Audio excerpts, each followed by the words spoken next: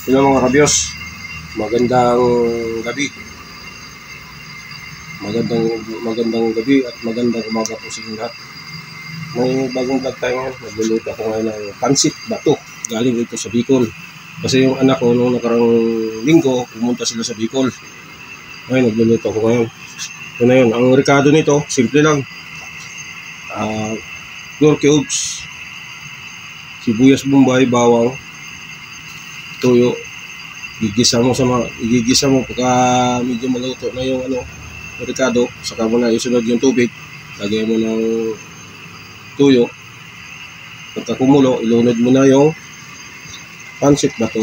Ito yun, iluluto ako ng pansit bato. Mausok.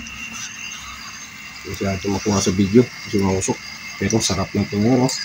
Nagahalo ko. Ito yung recipe ko ngayong gabi na to. Wala pa siyang gulay. Mamaya lagyan ko ng gulay to. Ilagay kong gulay dito ay Vitos.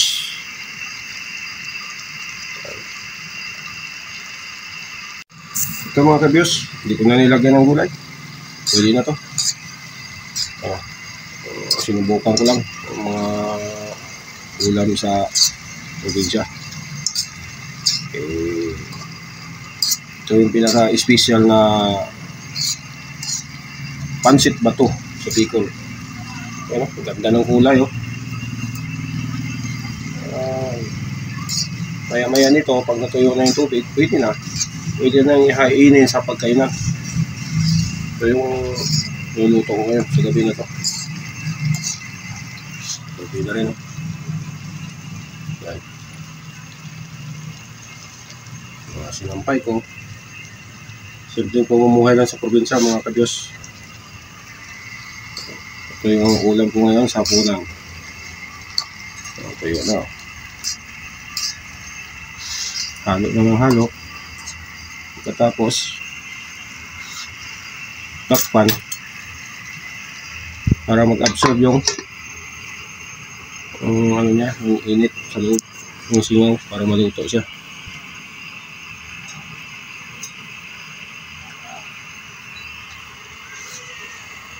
Kaya buksan ulit. Haluin. Sus, ito masarap ito. Ito yung pansit bato. Madali lang lutuin. Lalo kung pumapasok tayo sa office, sa trabaho natin. Kung ano mang uri ng trabaho natin, madali lang siya lutuin, mabilisan.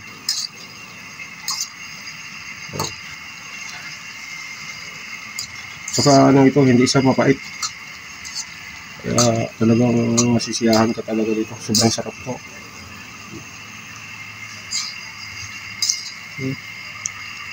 Kulang pa lang. Kulang na.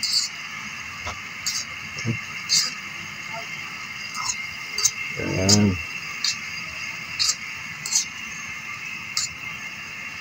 Tikman natin.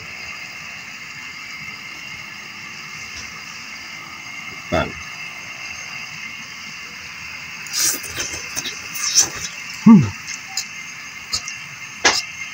Sarap.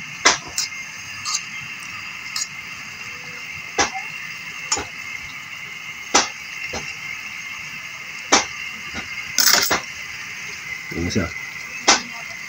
Takpan natin ulit.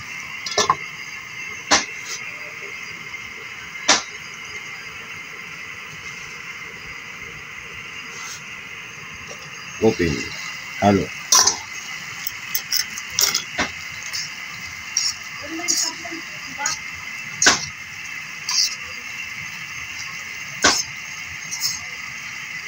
Pwede na mga kabyos. Pwede na. Luto na siya. Luto na. Ayan. Ayan. Panoorin nyo. Ganda. Luto na siya. Pwede na i-serve. Kapag kayo na. Ayan.